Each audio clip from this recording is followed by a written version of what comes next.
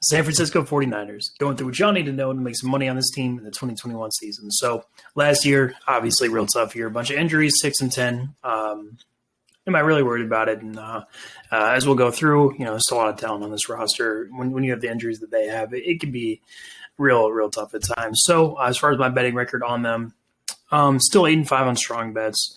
Not ideal. Obviously, this is overall, I think, one of my worst teams in the entire league. And I think the main reason for that is really two things, right? So for me, I was slow to recognize that their defense was still good despite the injuries they went through last year.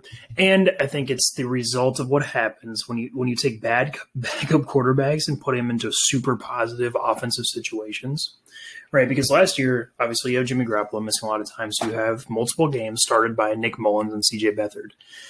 And what you're seeing at that point, right, is on a game-to-game basis, whether or not the really bad tendencies or mistakes that those bad backup quarterbacks can tend to make will overcome the really positive scenarios that they're being consistently put in. And it's, it is, that's my excuse anyway, right? It's still something I should be able to see, something I'm still getting better at. But I would say that's what happened. As far as the record overall, I will say, though, you're still making money. The strong bets, the only ones generally you should end up betting on anyway. So, that's the overall record. As far as the losses in this offseason, offensively, nothing really relevant, to be honest with you. Jordan Reed, he's a nice story. He did play okay when he was on the field, but that wasn't very consistently. Jared McKinnon, Tevin Coleman, two running backs who don't matter. And CJ Beathard, Nick Mullins, the aforementioned bad backup quarterbacks, which, as we talk about that position, obviously, you probably know already. If you're watching this, got a lot more interesting this offseason. Defensively, some much bigger ones, notably number one, Richard Sherman. Whatever is going on with him now, as far as on the football field, he was still real good. And being without him, it's going to hurt them, as we'll get into. Ahkello Witherspoon, though, he's bad, so who cares? Deion Jordan, the only even other kind of relevant guy on here. And I saved Kerry Hyder for last because I think, frankly, outside of Richard Sherman, he's the one they're going to miss the most by far. I mean, he's a good player. He went in division to the Seahawks. He's a notably good player, even at this point in his career. Showed that last year. As far as additions goes for the offseason, some interesting ones. Nothing I'm too crazy about. The biggest one is that first one, Austin Mack at center. Now, I'm not as high as Austin Mack, especially this point in his career, as I think a lot of people are, which I think pretty clearly shows when you watch him play. He's okay. He definitely doesn't suck. We'll talk more about him as a player later, but that's I think their most notable one. Michael Pruitt, definitely better than the backup tight ends they've had for a while outside of Jordan Reed when he was on the field. So I do like that. Wayne Gallman, don't care. Senio Kelemete adds to the important depth that they have on the offensive line. Defensively, some stuff I like a lot more, especially those first two. Zach Kerr was a player who I super high on after I watched him going into last year, and he was good when he played. He just I don't know how many games he managed to be on the field for with the Panthers last year. He was hurt the vast majority of the season. But I have no concerns about him. He's going to be good when he's on the field. Maurice Hurst, mostly the same thing, penetrating type defensive tackle we'll talk about more later, but definitely like as a flyer. Simpson Ebicam, a fine edge player. Arden Key, less than fine edge player, but can do a little bit. And Tamon Wilson, I actually think might be important for this team. This is a draft class, with rookies, as I've talked about in kind of all my videos. Once they play in the NFL, we can talk about how good they are. Until then, I don't want to, get any preconceived notions about what I expect or what I don't expect.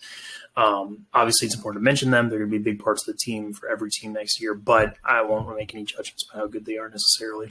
So then we get position by position into the roster. It's the most fun part. You get to talk about all the players, what they have, what they don't have. And with these slides, so you see the position labeled, that number to the top right, I have total rankings for all the positions. That's the total number, and then the number next to the name is out of that many players. Where did I put them? So Jimmy Garoppolo, 35th out of 70.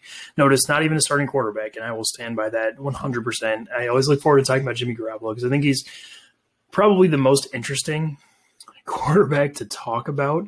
Obviously far from the best, but he is so unique in the ways that he's bad that it creates really just fascinating scenarios, and this is where I get to talk about that. So what does Jimmy Garoppolo do, right? Why is he bad?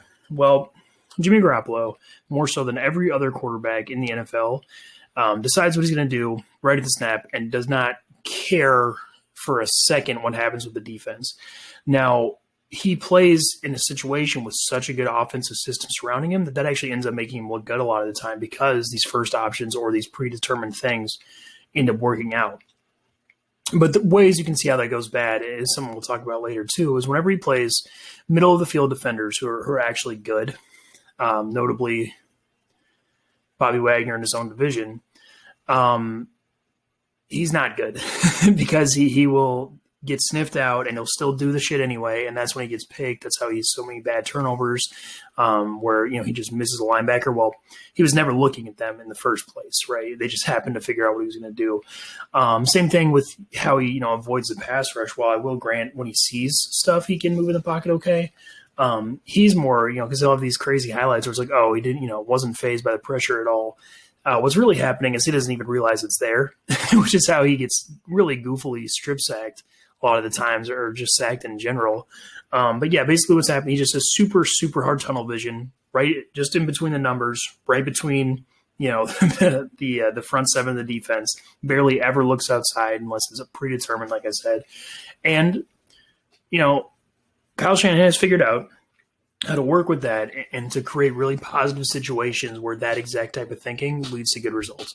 So that's my explanation of why I think Jimmy Garoppolo would be absolutely horrible on another team. But importantly, he's not on another team. He's still on this one. And as we'll talk about later, once we get to how the offense looks as a whole, that really means something. So then you have Trey Lance. Now, again, I'm not going to talk too much about what I expect from rookies, but this one is an interesting one because I do think the combination of Trey Lance and Jimmy Garoppolo does afford the 49ers a pretty high floor at quarterback, because we've seen again how Jimmy Garoppolo does perform in this offense when he's healthy, and whether I like him or not, it's going to get the job done on the field.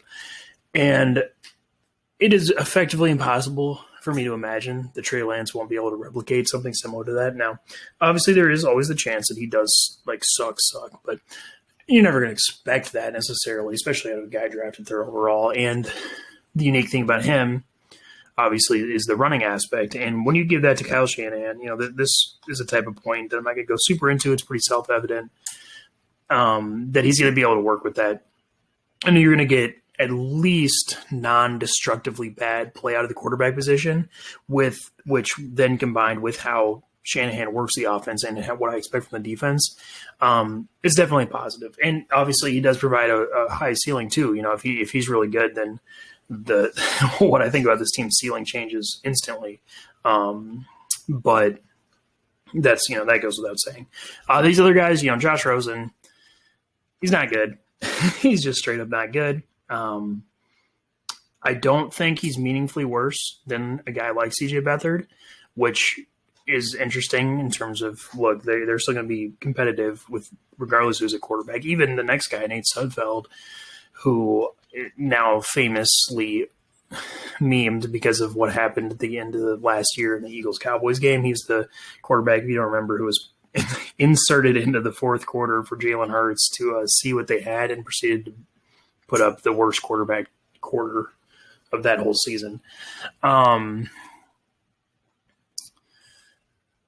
Yeah, I mean, he's not good, but it's still really, it's still a really, really small sample size. And frankly, I think in that game, there were pretty clearly signs that he was being asked to do some too difficult things. And I'm not going to make too much harsh judgment. I don't want to spend too much time on those guys, but point is they still suck. But with the 49ers, is it the worst thing in the world? We'll see.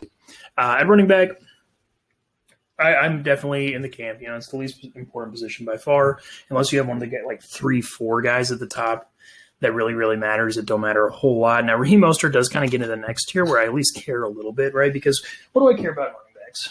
It's a few things. It's, can you turn the main one, really, I think, in what gives a running back true value is, can you turn drives into touchdowns? I think they're more responsible for that than maybe they're given credit for by, whatever analytics community or something. And you can clearly tell the difference in the top ones versus the middle tier ones in that. And secondary to that aspect is, can you turn plays into touchdowns, which kind of sounds the same thing, but I think the idea is, it's the home run hitting aspect, because that is, as far as the run game goes, it is really important. And the 49ers are going to, under Shanahan, I can guarantee you this, they're going to throw a huge amount of positive run plays at a defense that when they work, because, as opposed to other teams with kind of shittier run schemes that are stuck more in the past, the Seahawks being the worst example of this, where if it works, then you're getting a guy barreling forward for 8 yards. Generally, obviously the ceiling's higher than that, but that would require a whole other set of circumstances.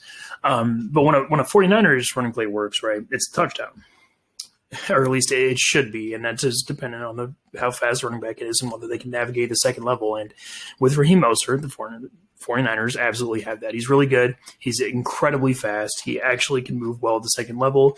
He's not ideal through contact. He's not really great at finding holes line of scrimmage if there isn't something there, and that does decrease his value. But when you have a guy that's that fast, I think it just matters. It really does.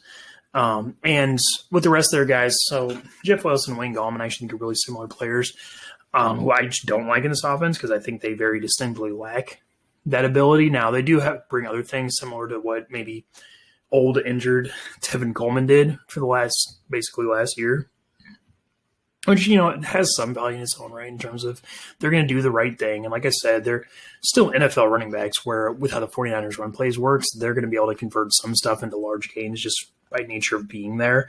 Now you can replace that very easily, which is why I think they drafted a guy like Trey Sermon in the third round, stuff like that. But I don't really love either of them, although they're not you can't suck enough as a running back for me to care really. The one I'll mention too, JaMychal Hasty.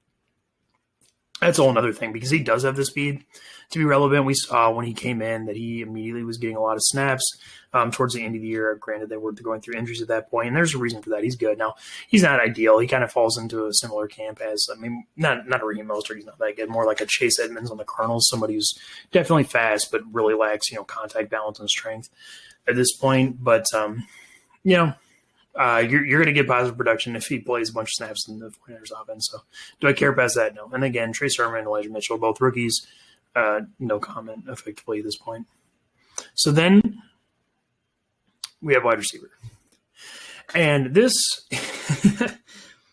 is potentially, I think, the most interesting position to talk about on the offense here.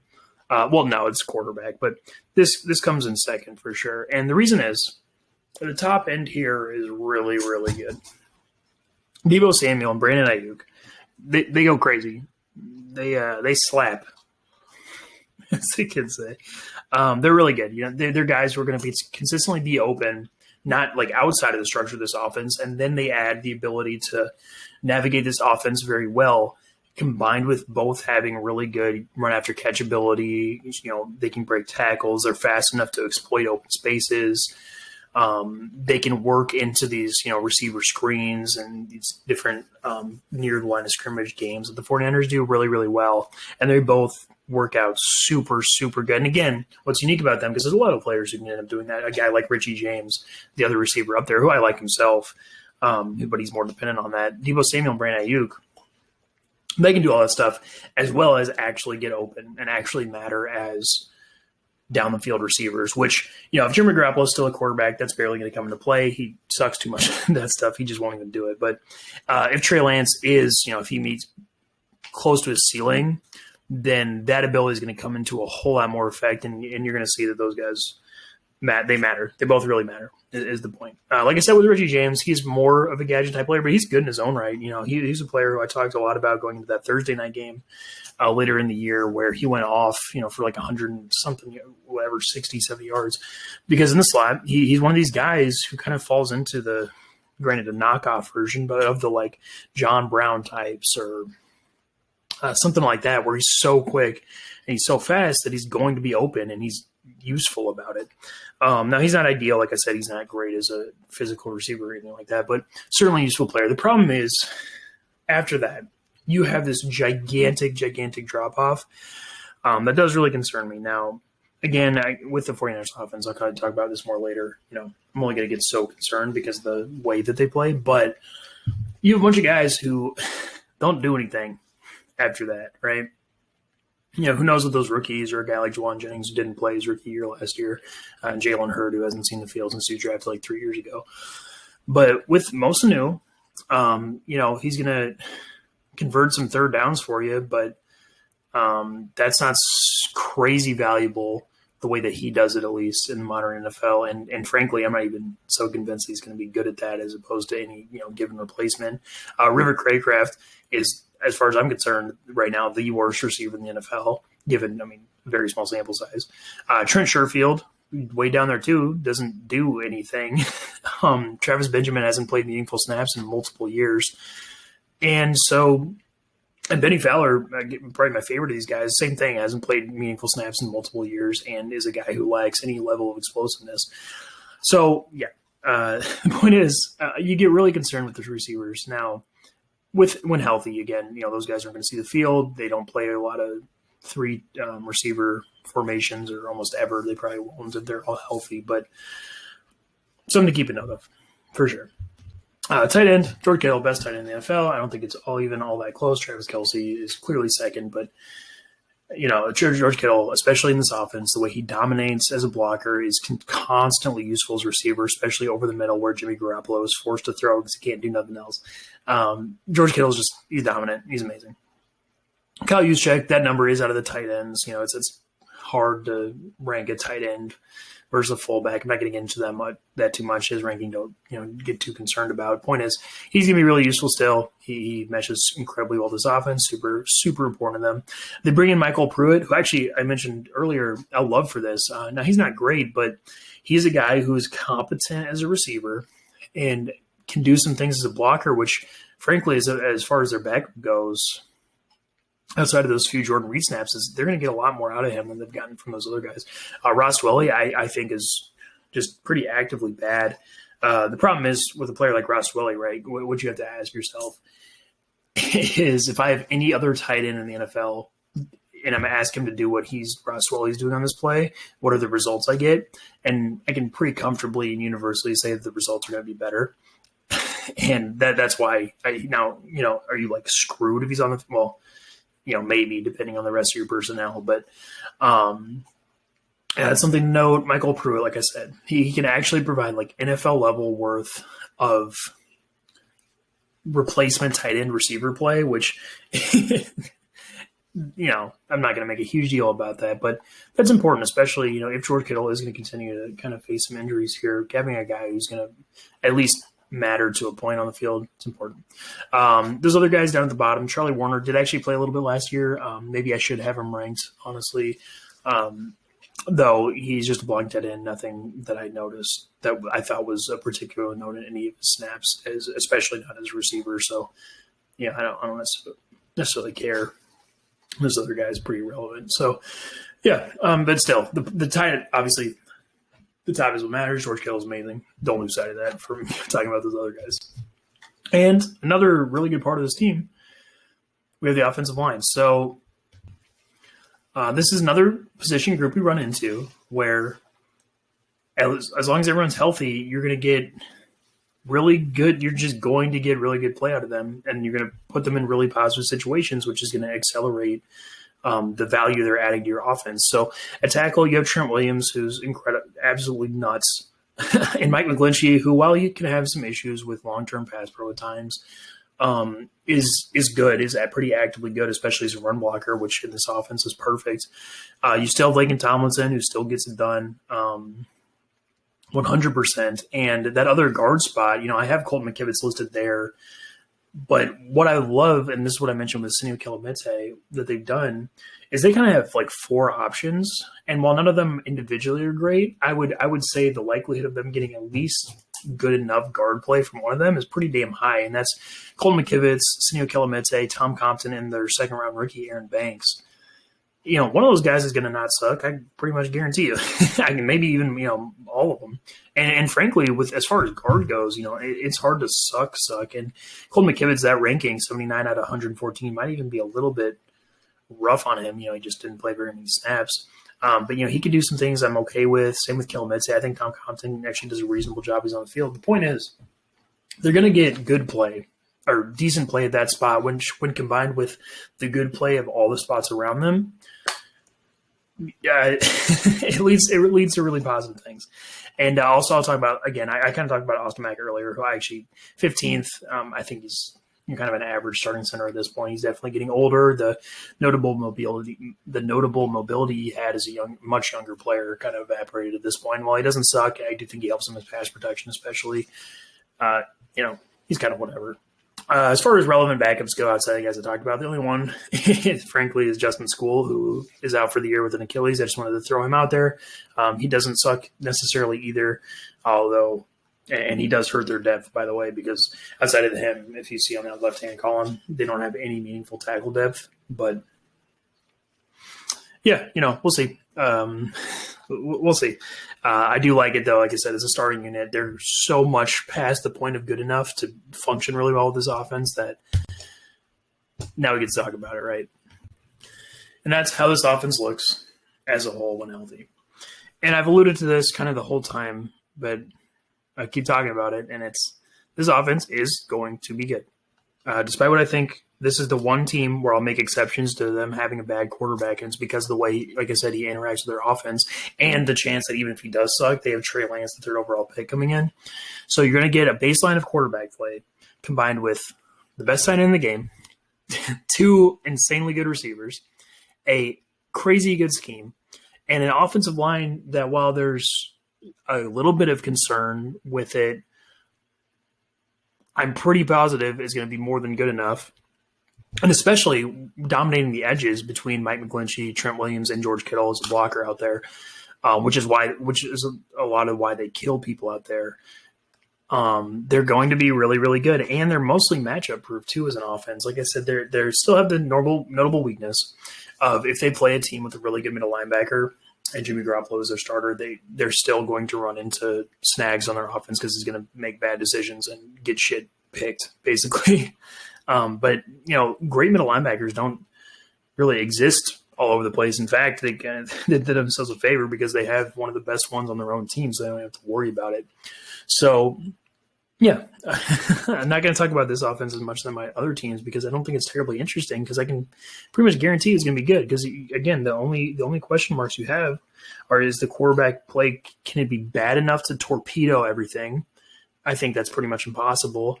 And then injuries, but that's the same thing. That's a concern for every other team. Now, this team I think is actually notably susceptible to that because if one of those tackles gets hurt, or if their high-end receiver talent gets hurt, whether that's Debo, whether that's Brandon Ayuk, or George Kittle, you could see some real talent drain pretty quick there. Now, I think we'd expect them to figure it out, and we'll talk about how they're going to be boosted by their defense too. But that is the one thing of note that I will say.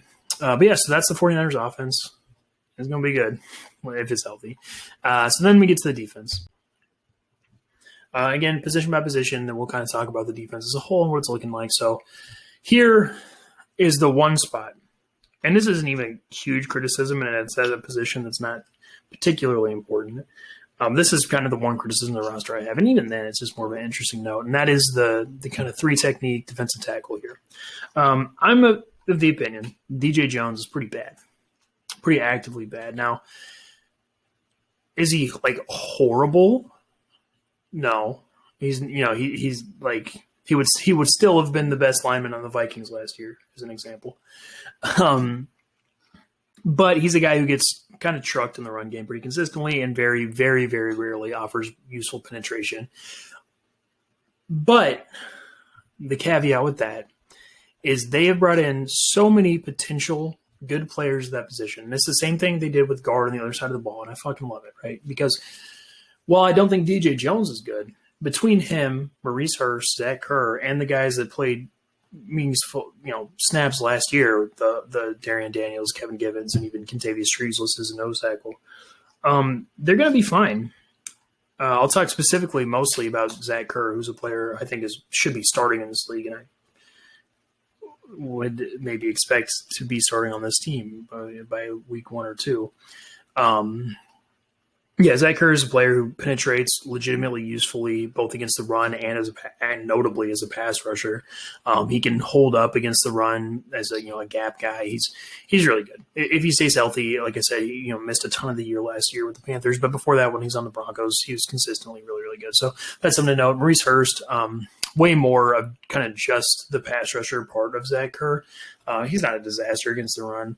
He's a guy who does get meaningful penetration, even maybe more so limited to being a pass rusher. He's not great in any aspect against the run, but still useful player. That skill set is from that position, especially, is not something you're going to take lightly. Darion Daniels, 107th out of 115. That might be a little rough on him. I think D tackle is just generally a pretty good position overall. Even those guys down there, I don't necessarily think suck, and that's more just a lack of meaningful snaps. Kevin Givens, though, guy who flashed penetration, again, could potentially be pretty good. So the point is, right, that they're going to get something at that position, especially watch out for Zach Kerr. But yeah, so that's kind of the point there. And then at nose tackle, so Javon Kinlaw I'll talk about here. He wasn't good as a rookie, really, which is concerning, especially, the way people talk. And that's why I talk about with rookies in general, I hold off until they actually play, because Javon Kinlaw was one of those guys I talked about is like, oh, he's going to give you something. He's going to be good as a rookie. No, that was partly true.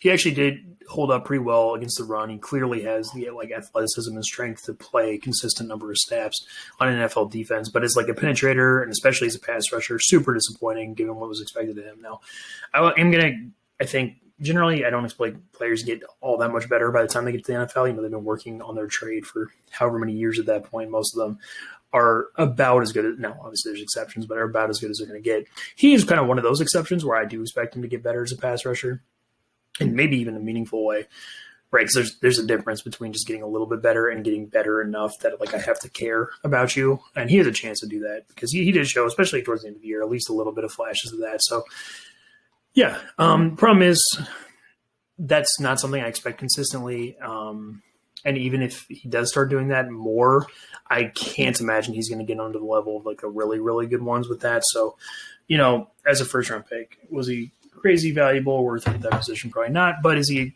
a likely useful player? Yeah. But overall, I think this interior defensive line is maybe the most concerning part of the defense, although we'll talk about one notable thing later. So then you have the edge rushers. Nick Bosa goes crazy. This is awesome. Ark Armstead I've come around on. He at least matters a little bit as a pass rusher and is a really good run defender.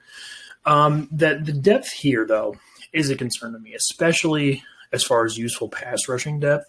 Now, D Ford, he was hurt all last year. Is he going to come back and be able to provide that? I actually do think there's a chance. And if he does, it's going to mean a lot to them. Although that's not something I'm necessarily going to bank on. It's not something I'm going to bank. I can just tell you straight away. Jordan Willis is not a player I'm a particularly big fan of. I don't think he does anything meaningful. Deshaun Hall has barely played snaps in his career. Simpson Ebicam comes over for the Rams. And, he doesn't – I'm trying to think the way to phrase this. He's not like an idiot as a pass rusher, but he's one of those guys. Now, granted, this was what the Rams asked him to do, so, you never know if he's going to turn different when he's asked to do different things, but he's one of those guys who's pretty strictly and only a contain rusher, which has uses, especially in this division with Russell Wilson and Kyler Murray. But he's good against the run. I do think he's going to be a useful player. He can be part of your rotation. I'm not super concerned, but he doesn't really help with the depth pass rushing is the issue. Arden Key, I guess, theoretically does. He's never particularly been good at it. He provides a little bit of a light speed rush, every, 30 snaps he plays, but he's not somebody that I'm concerned with. And then Alex Barrett. Now, Alex Barrett, he's ranked pretty low here. That's just, again, kind of because he didn't do enough for me to be super comfortable putting him higher, but he, at least, I will admit, is one of these guys who doesn't suck. And having players who don't suck, right, that's important. As opposed to Jordan Willis, I'm just, when he's on the field, I just don't see him do anything. Alex Barrett can actually at least do some things as a, contain edge rusher, as a guy who's not going to get bullied at the line of scrimmage. So that's just kind of something to note. They are still, pretty thin at the top there, which can be a concern. But, yeah, that's the edge position. Linebackers, I don't want to spend too much on this. I think most people know how amazing Fred Warner is. If you don't think he's that good, you're just wrong. The guy goes crazy. He's basically tied for the best linebacker in the league with Bobby Wagner. Yeah, he does everything for them, and he can do everything for them. Dre Greenlaw is the one I do want to talk about because he is also really, really good, and he kind of gets overshadowed a little bit. And I do think, especially because he was a starter on that as a rookie in the Super Bowl team, people are at least vaguely familiar with him. But yeah, I'll talk him up as much as I can that he's really good for a more classically large run-stopping middle linebacker. He actually holds up in pass coverage just fine. I think he has decent zone instincts, especially, and he's not like incredibly slow, or he's not even slow at all. And he's like a meaningfully good run defender, consistently fills holes, can move sideline to sideline. He's really good. And also, I'll point out too on the other side of the ball, if obviously most teams play nickel the vast majority of the time at this point, but if they have three linebackers on the field, Aziz Al-Shir, granted, he was kind of playing garbage snaps most of the time, and or games towards the end of the year that didn't matter so much. But when he's played snaps on an NFL field, he's actually been fairly good as a run defender. Not a lot of stress testing as a pass guy, so I'm not going to make a judgment super hard one way or the other. But he's a player that I actually think, while you're not, you don't love it, he's not like an ideal starter. If something happens and he has to be on the field, I'm not going to just write that down as a negative. The other guys, Mark Nziasha and Demetrius Flannigan-Fowles, neither of them barely played, so I'm not going to make too harsh judgments on them. Nziasha actually is kind of fits again into the category of I'm not crazy concerned if he's on the field, but we'll see. Those other guys, James Burgess bumped around a bunch in the NFL, Jones Griffith, whatever, and those other two guys are rookies, so I'm not going to talk about them much. But another position group, you have two guys who both would be starting on every team in the NFL. And that's the same thing, with the edge rushers almost, and with the receivers, and it's a common theme throughout this roster. And it's a really good thing. And we get to another position that's just like that. Outside corner, Jason Verrett and Emmanuel Mosley are both legitimately good. Now, Verrett is the only one of the two who rises kind of into the shutdown category. Now, he's not quite there. He's not one of these elite guys, but he's legitimately good. Mosley is more just I can guarantee you he's not going to get smoked on a week-to-week basis, and he can have, in certain matchups, he's not against elite receivers. He can be legitimately good. I don't want to spend too much time talking about those, though, because I want to talk about their backups or the complete lack of them. This is where the loss of Richard Sherman hurts, right? Because you go from having three guys who can play well on the outside to just two, one of them being Jason Verrett, who, if you're not familiar by now, has been notoriously injury-prone his entire career. And I think, what was his max, 4 games, right, or something like that before last year when he managed to stay healthy for all 16 in his 7th year in the NFL or something, which, hey, maybe he found something. But they're depending on those two guys a lot, because then you have Ambry Thomas, who's a 3rd, 4th round rookie, which is not someone, just in general as a rule, even if they think he's good, you want to be depending on to start. And then a bunch of guys who've been on the roster for a while, especially Tim Harris has been there for a while, but who've barely ever seen snaps and are guys I'm nowhere near comfortable with putting out there. So that's a huge concern. And them doing that with Jason Verrett as their number one corner is borderline irresponsible. Now, it's a big risk. Can it work out? Obviously, yeah, but gosh, that's concerning. So that's really concerning. So then you get to the slot. K'Waun Williams, one of the absolute best slot corners in the game, missed all last year. Don't forget how good he is. That dude is a monster. He's consistently matters in coverage, is actually really good as a run defender. A little bit undersized, a little bit older at this point. But, dude can play 100%. Dante Johnson, a player that I was he was another one of those players I was rougher on last year towards the end when I was mentioned I was kind of slow to recognize their defense was still kind of good. He was a guy who is decent as a run defender in the box as a slot corner, and doesn't get crazy burns. Now, he's not someone I want on the field really in meaningful games down the stretch of the season, but that's something. So then you get to the safeties, and here, I'm a little bit concerned, to be honest with you. I think their safeties have been, this pair specifically, Jaquiski Tartt and Jimmy Ward, have been pretty chronically overrated Now, that's not to say they're bad. I don't think they're bad at all. I think they're both, as you can see, I think they're both top 32. I think they're both worthy of starting. The problem is I think neither of them offer anything that's really meaningfully or even close to elite. Even Jimmy Ward, that year they went to the Super Bowl, I think a lot of his limitations were covered up by the defense around him. Now, he's okay for sure. He's better than okay. Again, he's worth starting, but neither of them are big time playmakers or big time meaningful limiters to an offense. And their backups, Tarvarius Moore, Tavon Wilson, who they just signed, I'm actually fine with both of them too. Tarvarius Moore, a pretty similar player to like a Jaquiski Tartt, just a little bit worse. Tavon Wilson, more of a deep center fielder at this point, who's kind of older, so we'll see how that works out. And actually a player that I want to talk about more. But past them, it's just a bunch of either guys who are rookies or haven't played in the NFL at least a long time. Obviously, they signed Tony Jefferson, the big one there. Who knows? He hasn't played in like 3 years at this point, what he's going to end up being. And yeah, Kainakua, Jared Maiden, guys who didn't play their rookie years. So we'll see. Again, it's another position, as we've kind of run into, that you are lacking a little bit of depth in. Now, that's the case across the NFL. But yeah, so let's look at the defense as a whole. And this defense, it's actually fairly similar to the offense on a lesser scale, where I'm very comfortable saying they're going to be good. They're generally matchup proof. There's not any specific areas of concern that I can look at and be like, well, that's real bad. Now, there are depth concerns for sure, especially at a couple of positions. But yeah, I think overall, if everybody's healthy, you're talking about a team that is going to be able to stop the run. Between their defensive line and the really good linebackers they have, and their safe, they're going to be able to stop the run. And pass wise, with Nick Bosa as that elite pass rusher at the top, combined with coverage guys who, if healthy, are better than don't suck, or like actually good. You're in a really good spot with them defensively, really, really good. Now, they are 1 or 2 injuries away from being pretty damn bad.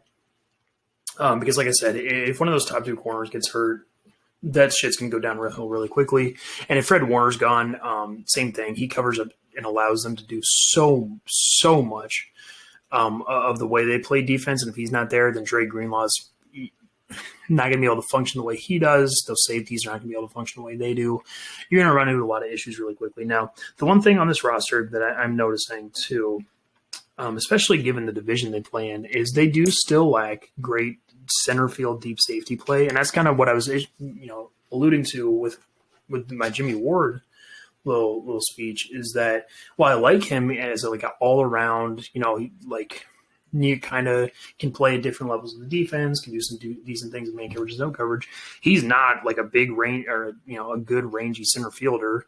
Jaquiski Tartt's not either, and he if he even plays, he's been so hurt for a while, and that's a real concern. Now, the signing Tavon Wilson at least gives me a little bit of hope. Tavon Wilson's been that to a point, at least points in his career. But, is he a starting caliber player for 16 games? I'm not so sure about that. And even if he is, can he actually step into that role in a meaningful way?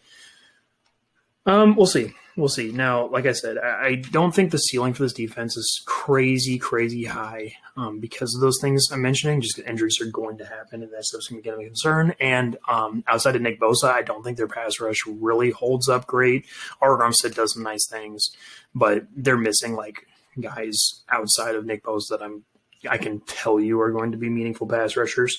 But yeah, let's get into the kind of schedule preview and just talk about them and what they're looking like for the year. And, and so, yeah, with the schedule preview, kind of what are the main things I'm looking for? And it's the issues that we've, expressed with the, total overall offense and defense and where they crop up on their actual schedule. So the easiest one to look at for the 49ers, because of Jimmy Garoppolo and the way they run offense just in general, is the linebackers of the opposing teams, and where do those become an issue? So you have Bobby Wagner in week 4.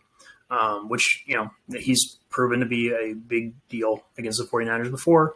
But other than that, I mean, God, in that first 5 weeks, it's about as easy as it gets. Especially, you play the Cardinals twice in the first half of the year when they're likely going to be trotting out Isaiah Simmons and rookie Zaven Collins. And I talked about that in their preview where, those two guys, I'm not encouraged, even if Zaven Collins does end up being really good. Generally, rookie linebackers at the beginning of their careers, no matter how good they end up being, aren't particularly positive.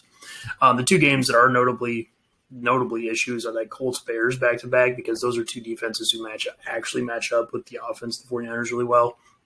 And then, and then later you have the Vikings and Seahawks back to back, Kendricks and Wagner, and Deion Jones with the Falcons. But overall, I'm not super concerned offensively outside of those kind of specifically that's Colts Bears ones as a defense as a whole I'm concerned about. But otherwise, I think they're going to be okay. And then defensively, I think, like I said, they're pretty matchup proof. There's nothing that I see there I'm like, oh, they're going to struggle against this type of team or this type of player, or any of that stuff. The main one is, I think, probably teams with deep, good receiving cores, are really two really good receivers, because I just, at this point, I think, again, your biggest worry is if one of those top two corners gets hurt. And then you're in a situation where, yeah, maybe the healthy one can cover one guy, but past that, the other dude is going to get torched. And even that, that doesn't really crop up all that much on the schedule either. So you have the Seahawks for sure, which, yeah, that's a concern, absolutely. And their lack of a real free safety hurts them there too. But past that, I talked with the Cardinals receiving core past DeAndre Hopkins isn't particularly good at all. The Bears, maybe. I like Darnell Mooney's receiver a lot, but I don't think you really face a receiving core you're like terrified of outside of the Seahawks. And I'm skipping the Packers there, by the way, because, yeah, you're not covering Devontae Adams. And I literally don't care. You're not covering Devontae Adams anyway. Despite who, no matter who your number one corner is, you have to look past that. And Packers, obviously did not address that position. So that's why I'm not including them. But, yeah, until you get to week 10, against the Rams, and with Woods and Kupp and, Deshaun Jackson, and then the Vikings as well, they have two really good ones. But, like, overall, it's just those and, the Titans way later into the season. But, yeah, this defense, pretty matchup proof. And I think as a team, you're, what leads to success in the NFL, right? You're going to have a good offense, a good defense, without too many crazy weaknesses, and the weaknesses they do have on like gigantic issues on their schedule as of now. And outside of the normal concern every team has of injuries, you're talking about a team who's going to be consistently performing well. And, and if Trey Lance is that guy, then this is absolutely a potential Super Bowl team. That's not something I count on, though. So, yeah, that's the 49ers 2021 season preview and roster breakdown.